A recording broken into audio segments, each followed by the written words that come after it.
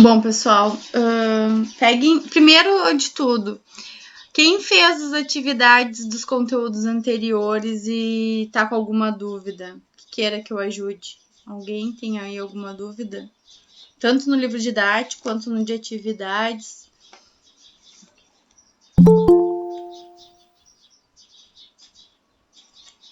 Falem aí se alguém tem alguma dúvida.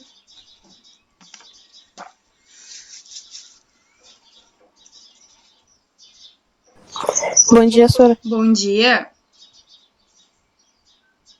Bom, aí então, se ninguém tem dúvida, a gente começa o conteúdo novo. Felipe e Luísa, por favor, liguem a câmera.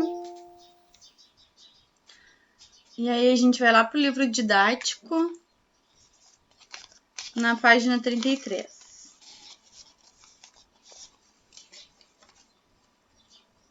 Tá?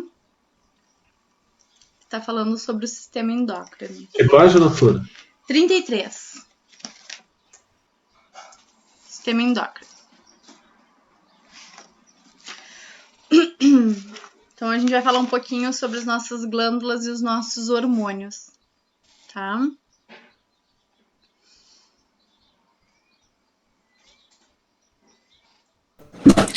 Sora, a minha câmera vai ficar desligada por causa que eu tô no positivo voltar. Ah, tá bem.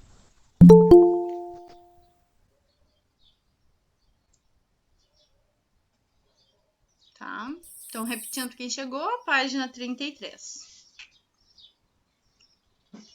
Salve, Sur. Olá. Liga aí a câmera, moço. Tá ligado. Bom. Então, falando sobre o sistema endócrino, tá? Então, o sistema endócrino, junto com o sistema nervoso, ele controla todas as reações do nosso corpo, tá? Então, todas as atuações, vamos dizer, né, de natureza química que precisam acontecer no nosso corpo, todas as ações, né, que precisam acontecer, elas vão acontecer a partir, né, por meio dos hormônios, tá? Então, os hormônios, eles vão regular a funcionabilidade de alguns órgãos nossos, tá? Os hormônios, eles podem atuar em cima de órgãos, tá?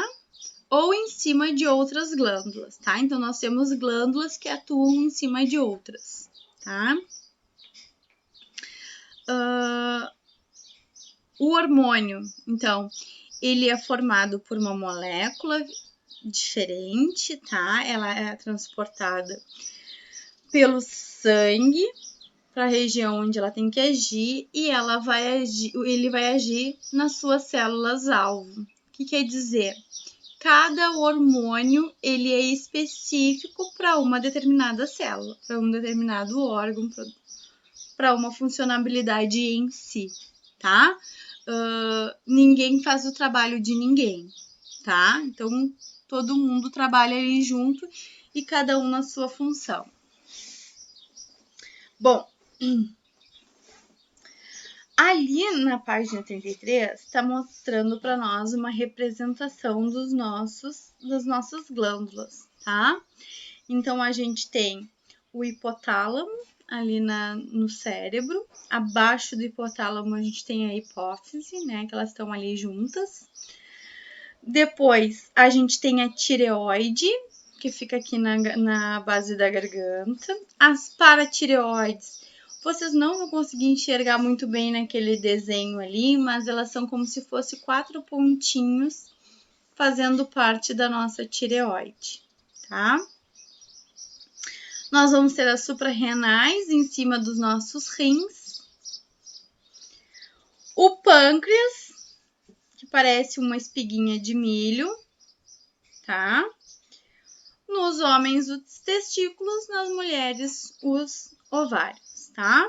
E aí, cada uma vai ter uma funcionabilidade, tá? Aí ali, do lado da representação, tem um parágrafo que eu acho bem importantezinho assim, tá? Que fala para nós que diferente do que acontece com as respostas nervosas, né, que são rápidas, momentâneas, são, né, no momento que uma informação ela é passada de um neurônio para o outro, chega no cérebro ou no órgão, é instantâneo, né? As respostas hormonais, elas são mais lentas, tá?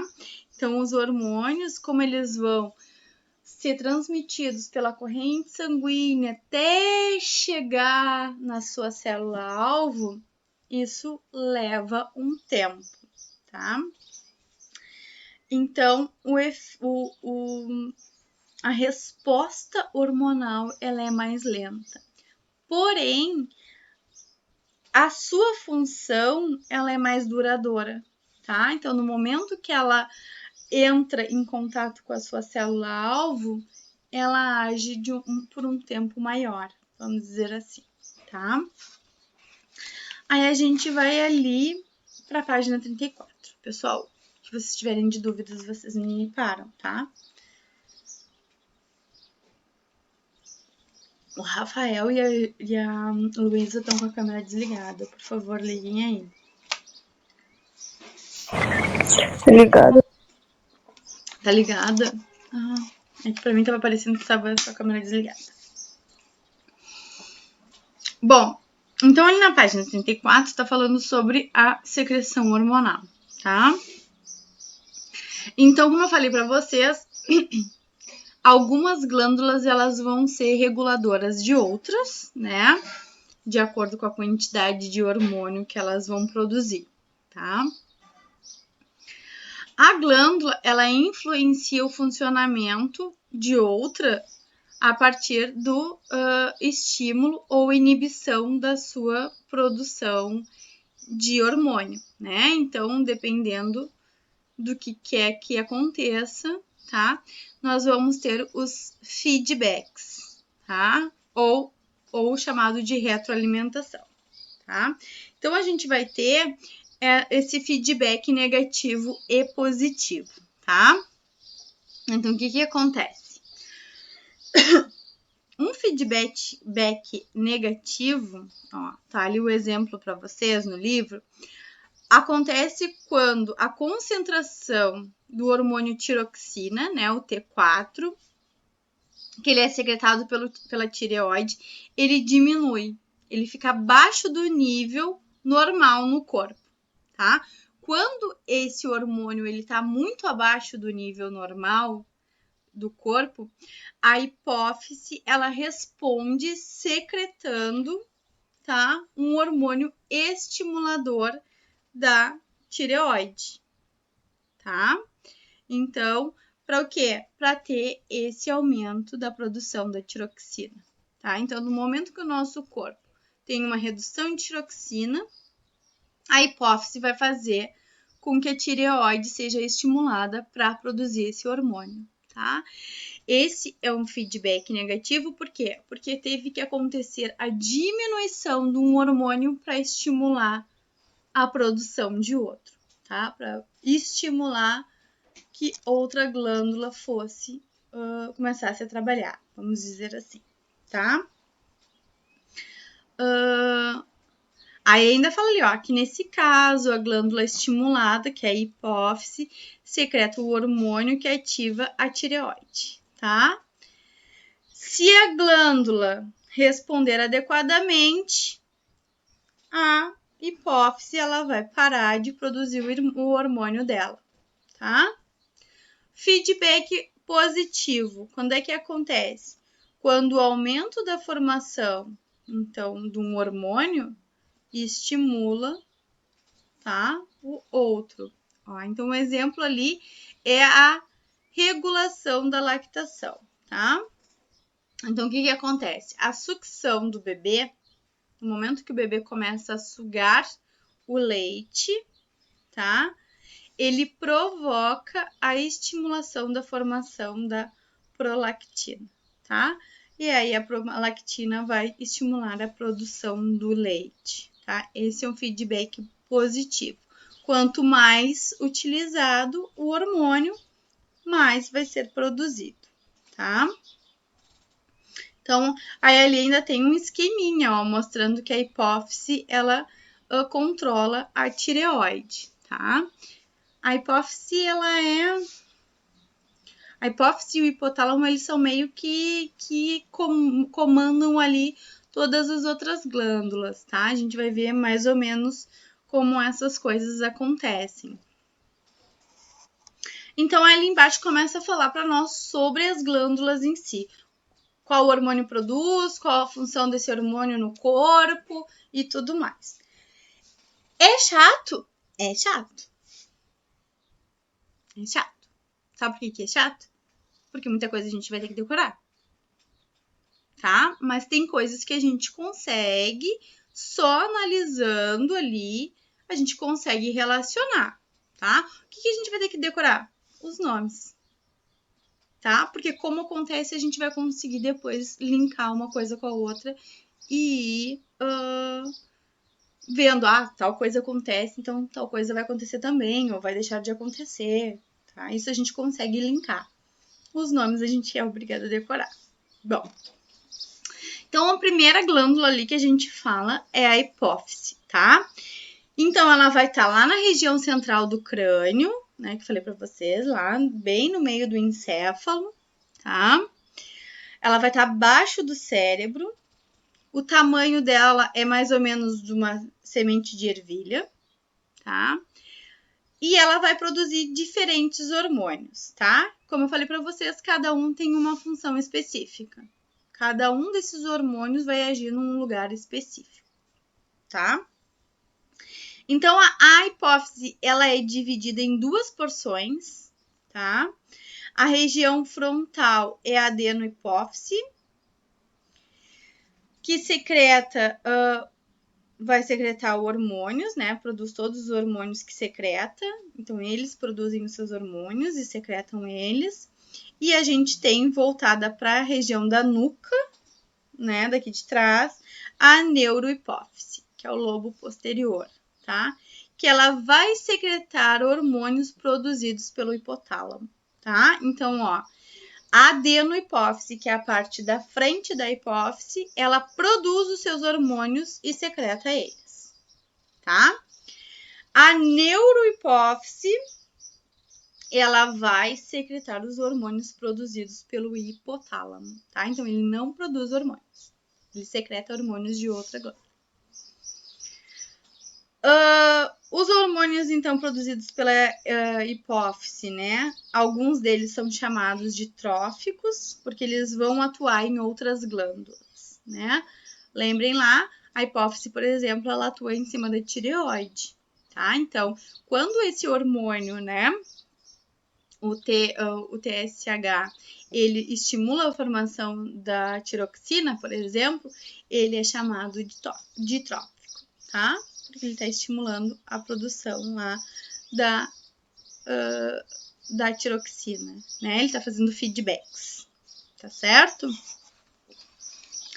E como eu falei para vocês, ela é considerada, a hipófise ela é considerada a célula mestre, né? A glândula mestre do nosso organismo, porque ela vai ter essa função aí de dar uma regulada nas outras glândulas, tá? Bom, lá na página 35 tem uma representação esquemática, né, de como a hipófise ela atua lá nas glândulas, tá?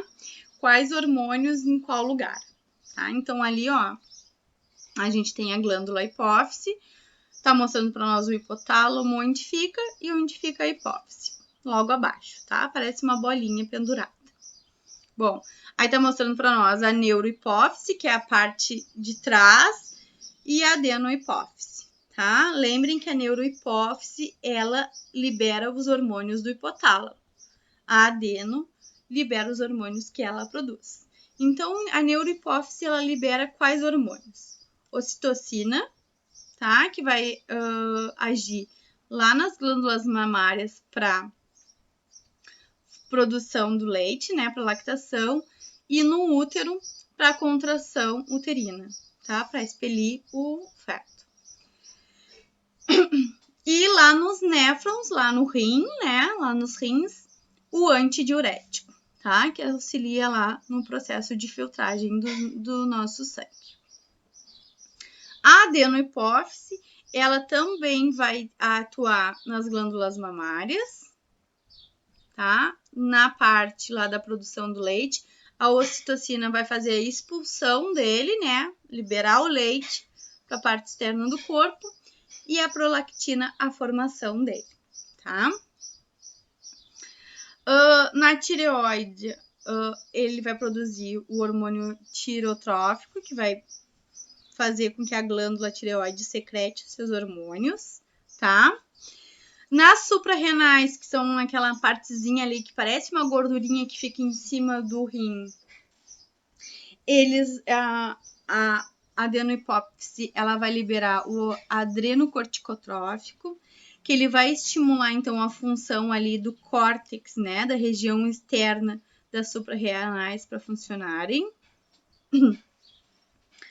O somatotrófico vai ser na parte dos ossos, tá? Então, ele atua em vários tecidos, na realidade, com relação ao crescimento, tá? Então, ele vai provocar o alongamento dos ossos, é o nosso crescimento. Ele vai estimular também a síntese de proteínas e a formação dos músculos em si, por causa da síntese das proteínas, tá? E o gonadotrófico, que acontece nas gônadas, tá? Então, eles acontecem nas glândulas sexuais, tá certo?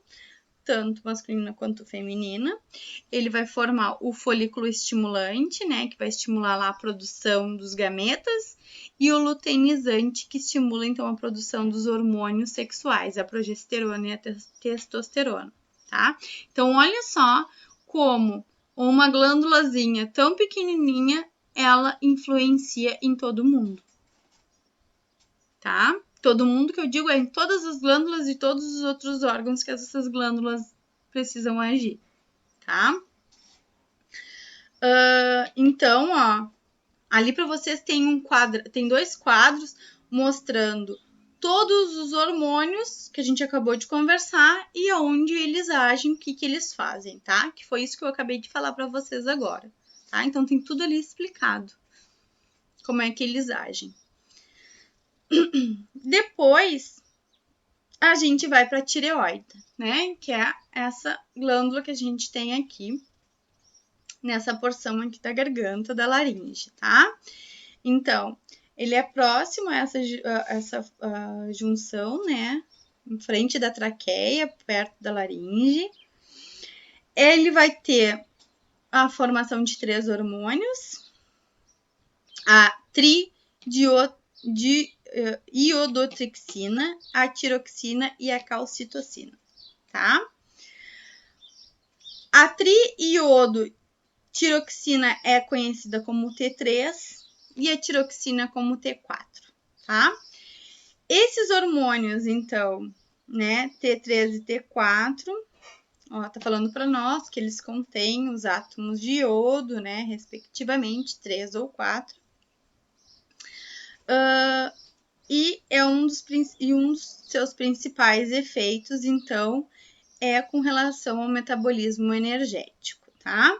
Então, lá no organismo, lá na ativação das mitocôndrias, na produção da nossa energia, nossa respiração celular e tudo mais, tá? Então, eles vão atuar aproveitando os carboidratos, as proteínas, os lipídios das células, tá? Então, eles vão auxiliar lá nas atividades energéticas, tá certo? Eles vão aumentar esse consumo de oxigênio para liberar mais calor. Então, eles vão estar influenciados nessa parte energética do nosso corpo, certo?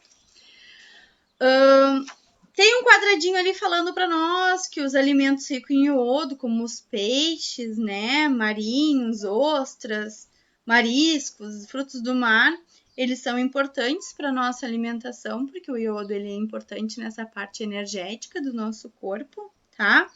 Aqui no Brasil, por mais que a gente, por exemplo, aqui em Rio Grande, que a gente é uma cidade pesqueira, pouquíssimas pessoas comem peixe da quantidade que deveria, né?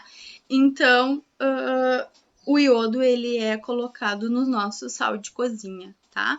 Pra gente conseguir manter a quantidade exata dessa substância no nosso corpo, tá? Então, o T3 e T4, ele vai influenciar em toda essa estrutura energética do nosso corpo, tá? Essa parte da nossa respiração celular. A calcitonina, lá na página 36, o que ela acontece? Ela age na diminuição do cálcio e do fósforo no sangue, tá? Então, ela faz com que a gente tenha uma reabsorção dessas substâncias lá nos nossos ossos, tá? Para quê? Para a gente não ficar com excesso de cálcio na nossa corrente sanguínea, tá certo? Então, a gente tem esse aumento, né, de absorção, sem contar que a gente também consegue acabar excretando parte desse cálcio em excesso pela nossa urina, tá? Disfunções da glândula tireoide. Então, a gente tem duas principais, né, disfunções da tireoide, que é o hipertiroidismo, que é uma hiperfunção, que ele funciona além do que deveria, e o hipotiroidismo, que é abaixo do que deveria funcionar, tá? O hipertiroidismo, ele vai provocar um bócio, né, exoftálmico. O que seria? Olhos ejetados para fora, olhos arregalados, né? Insônia, perda de peso, agitação, inchaço da glândula, tá? Então, quem tem hipertireoidismo tem um excesso da produção desse hormônio, então acaba, né, tendo essas situações, né? Como se fossem acelerados, vamos dizer assim, tá? O hipotiroidismo, então, ele provoca o bócio endêmico, né? Que seria uma letargia, a pessoa fica mais lenta, sonolência, tá? Tendência a engordar e inchaço na glândula, tá? Então, aí a pessoa, como ela tem uma deficiência na produção desse hormônio, diminui, a sua produção de energia, ela é mais debilitada, então a pessoa fica sem energias, vamos dizer assim, tá? Numa situação mais elevada, né, mais agravada dessas doenças, vamos dizer assim, né, dessas disfunções, tem a formação, então, que é desse inchaço na glândula, né, que a gente até também chama de bócio, né, que a gente vê que a pessoa tem como se fosse uma papadinha aqui, né, como se fosse uma bolota. As pessoas acabam fazendo cirurgia para redução, tá? Como se fosse um excesso de pele, de substâncias ali, tá? Pode acontecer. Bom, como eu falei para vocês, na glândula tireoide, a gente tem as glândulas paratireoides. Ali tem uma representação mais bonitinha, né? Então, são aqueles 4 pontinhos ali que vocês estão vendo nas extremidades da tireoide, são as nossas paratireoides, tá? Então, ela vai produzir 2 hormônios. O paratormônio, tá? Que faz que é o principal no caso, que faz a regulação, então, do cálcio no plasma sanguíneo. Como assim? Ele vai trabalhar divergindo da calcitonina, tá? A calcitonina, ela faz o quê? Quando a gente tem muito cálcio no sangue, ela faz a diminuição desse cálcio no sangue, né? Faz absorver o cálcio lá nos nossos ossos ou eliminar. O paratormônio, ele vai fazer o contrário. No momento que a gente está com um nível de cálcio muito baixo na nossa corrente sanguínea, ele vai retirar o cálcio lá dos nossos ossos para entrar na corrente sanguínea, tá? Então, eles trabalham ali um contra o outro, vamos dizer, tá? Um regulando o outro, tá certo? Eles têm ação antagônica, né? Aí diz ali, ó, que ele faz, então, a remoção do cálcio presente nos ossos para ficar disponível na corrente sanguínea, aquilo que eu falei para vocês, tá? Absorção do cálcio pelos alimentos por meio das mucosas intestinais. Então, ele ajuda a gente a absorver o cálcio dos alimentos quando são ingeridos, tá? E reabsorvidos lá do sistema renal quando a gente expele ele por meio das excreções, tá? Então, eles são antagônicos, eles trabalham um contra o outro, vamos dizer assim, tá? Mas para manter um equilíbrio do corpo, tá? Depois nós temos as suprarrenais. Então, as suprarrenais são aquela parte ali que parece um chapéuzinho em cima do rim, tá? Então, cada rim tem uma. Eles vão ter duas regiões, o córtex, né? Que é a porção superficial, a parte mais externa, e a medula, que é a parte mais interna, tá? Eles vão produzir hormônios diferentes. O córtex, então, ele vai ser... o córtex ele vai ser controlado pelo hormônio ACTH, adrenocorticotrófico, tá? Que vai ser produzido lá pela hipófise. Bom, ali na página 37, então, tá mostrando para nós os hormônios da parte do córtex e da parte da medula, tá? Então, na parte do córtex, a gente tem o mineralocorticoides, tá? Que é o principal hormônio, é a aldosterona. Então, a gente tem vários hormônios aí. O principal dele é a aldosterona, que vai regular a quantidade de sais, minerais e de água, tá? Na pressão arterial, no volume plasmático. Então, ele vai regular se a gente tem que expelir mais, se a gente tem que absorver mais. A gente tem os glicocorticoides, né? Então, o principal é o cortisol, que faz o quê? Ele está relacionado com o estresse, tá? Então, o cortisol, ele se relaciona ali com a quantidade de estresse que a gente tem no nosso corpo. Ele vai aumentar a quantidade de glicose no sangue, tá? Por meio, então, dos aminoácidos, do metabolismo dos aminoácidos. No momento que a gente precisa de ter energia por alguma situação de estresse, por exemplo, por uma fuga ou por uma luta, o cortisol ele vai fazer com que a gente libere mais glicose na nossa corrente sanguínea para a gente produzir mais energia, tá? Aí a gente tem os andrógenos, né, que são os hormônios esteroides, os masculinizantes, né, que são encontrados nos dois sexos, tá? As mulheres também têm esses hormônios. Eles vão fazer o desenvolvimento, então, sexual e o crescimento muscular. A gente tem em menor quantidade, tá? Até por isso, né, que a mulher tem mais dificuldade de ficar musculosa, tá? Porque a nossa produção muscular para isso ela é menor por causa desse hormônio, tá?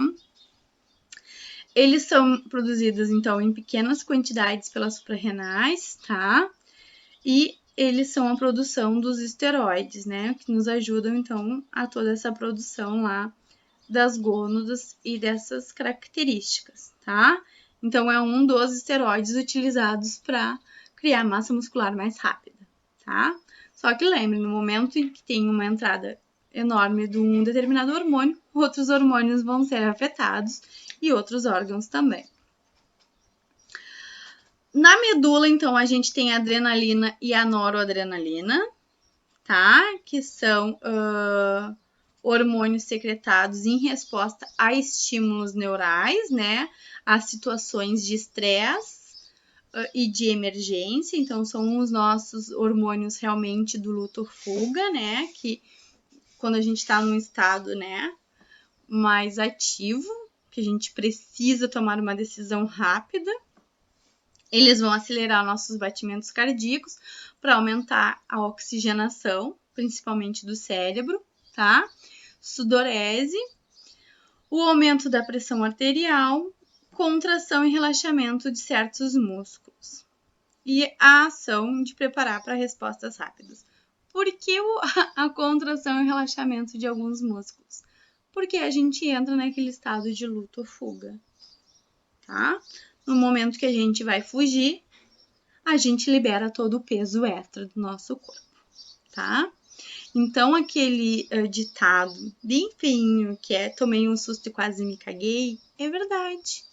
Porque no momento que a gente está numa situação de estresse, que a gente vai fugir, os nossos esfínteres liberam todo o peso extra, pra gente conseguir correr mais rápido, tá? Então, isso tem um sentido, tá certo? Depois a gente tem o pâncreas, né, que é aquele ali que parece uma espiga de milho, né, que fica ali na região, né, abdominal, perto do estômago. Ele é uma glândula anfícrina, tá? Então, o que ela quer dizer? Ele é uma glândula mista, tá certo? Ela vai ter uma parte endócrina e uma parte exócrina, tá? Então, ela vai ter uma parte que vai liberar hormônio em outro organismo, em outro órgão, e uma parte que vai liberar o hormônio no sangue, tá? Então, a gente tem a parte exócrina, que vai liberar o suco pancreático lá por meio dos canais, né, pancreáticos, lá no duodeno, né, para ajudar lá na digestão. E a porção endócrina, que são os hormônios insulina e glucagon, tá? Que vão ser liberados, então, nas células, né? Na nossa corrente sanguínea. A partir de quem? A partir das nossas ilhotas pancreáticas, tá? Bom, a insulina a gente já sabe, né? Ela aumenta a captação de glicose nas células, então ela faz a quebra da glicose na nossa corrente sanguínea, né? É ela que faz com que a gente absorva a glicose, né? Quem tem deficiência de insulina tem diabetes, tá? Porque aí não consegue fazer essa reabsorção da insulina e o açúcar ele fica lá no sangue, tá? Ao mesmo tempo, então, né, que tem essa captação da insulina, ela inibe a utilização dos ácidos graxos, tá? Então, estimulando a deposição dessa gordura no nosso tecido adiposo, né? Reserva de nutrientes, reserva de energia. Lá no fígado, ela vai possibilitar a captação da glicose, tá? Caso a gente necessite. Então, ela é considerada esse hormônio aí que vai fazer essa ajuda aí na diminuição da nossa glicose. Fala sobre a diabetes mellitus ali embaixo, tá? Do livro de vocês. Então, é uma deficiência na produção da glicose, diabetes. Ela pode acontecer de forma que a pessoa nasça com essa deficiência na produção, ou a pessoa pode adquirir essa deficiência na produção, tá? A urina ela fica doce pelo fato do aumento na glicose na corrente sanguínea, vai aumentar ela também na nossa excreção, tá? A pessoa tem problema de coagulação e cicatrização das feridas no corpo, né? Por causa desse excesso de glicose ali na corrente sanguínea. O glucagon, então, ele ativa, né, uma enzima chamada fosforilase, que atua, então, na quebra do glicogênio, tá? Que é armazenado lá no fígado, tá? Em moléculas de glicose. Então, é um outro auxiliar lá para insulina, tá? Então, ao passar para o sangue, a glicose ela vai atuar como energético. O glucagon, então, ele é um hormônio hipergliceminante. O que vai acontecer? Quando a gente está há muito tempo sem comer, que a gente está precisando de energia, o glucagon ele vai entrar em ação para fazer aquele açúcar, aquela glicose que estava armazenada no fígado retornar para a corrente sanguínea para produzir energia, tá? É isso que acontece. Então, são outros que trabalham em conjunto, tá? A glicose faz a reserva e o glucagon, quando a gente necessita, libera esse açúcar no nosso corpo, tá?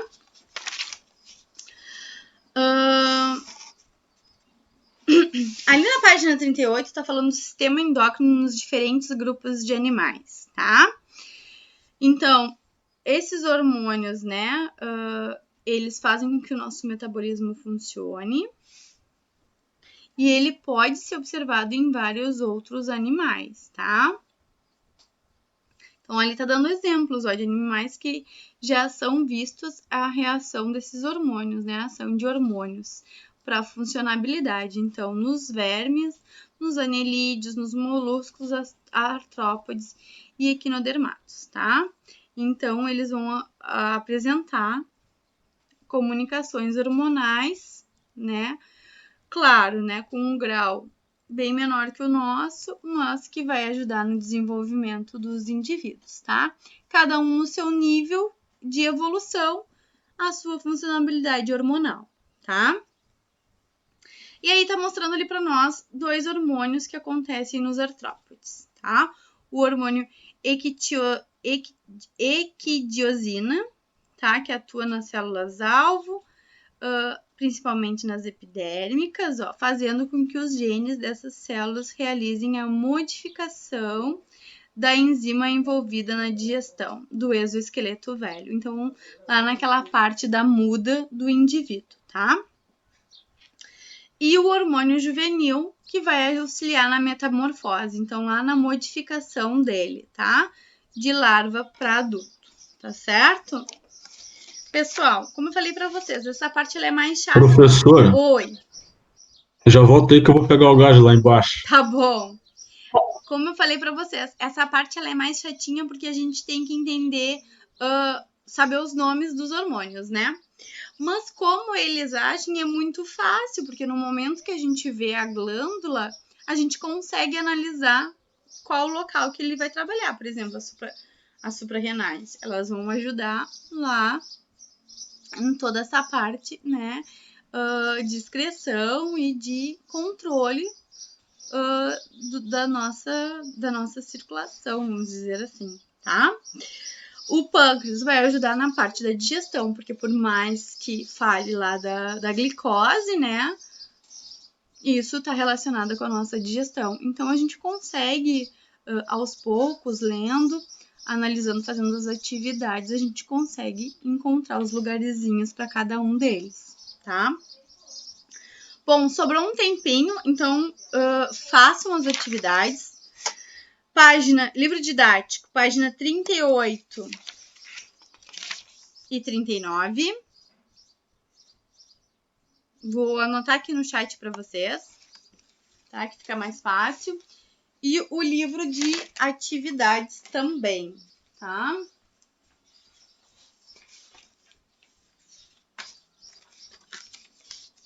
Então, aqui, ó. Vou anotar aqui para vocês. Livro didático. Páginas 38 e 39. E o livro de atividades. Páginas 33 a 39, tá?